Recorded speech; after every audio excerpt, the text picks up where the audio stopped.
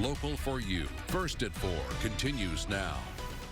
And rail service talks in Central Ohio. The effort being made to make a Dublin passenger rail station. The city of Dublin is taking steps to be considered for a passenger rail station. NBC4's traffic anchor Christine Varconi explains why they believe this is necessary. Over the next couple of decades, the hope for mass transit is sounding more and more appealing to people not only in Dublin, but really all over Central Ohio to help cut back on the commute times as well as congestion.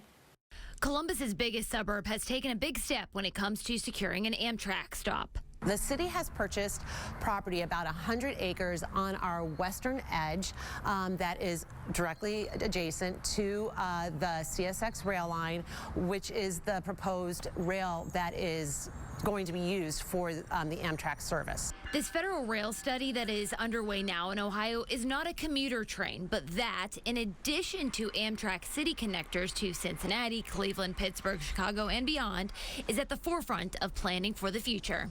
The challenge to all of us at this point in time is to get ready for the growth. We want to be proactive and not reactive.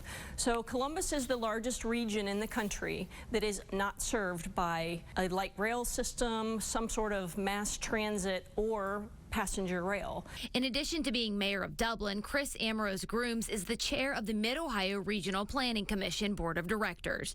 They recently took a trip to Florida to meet with the Brightline leaders. In the MORPC space, we're doing a lot of study of how other people have done it and what has performed really well and what has been challenging, so that we can learn the lessons of what others have already experienced and try to bring best practices back to our region. So I can hear you all at home right now. This is all talk, talk, talk. We've been talking about rail in Columbus for 20 years, and yet we still have no trains and no mass transit. I said the same thing, so I asked the mayor, and she says it's different this time because of the local, state, and federal level collaboration on this project.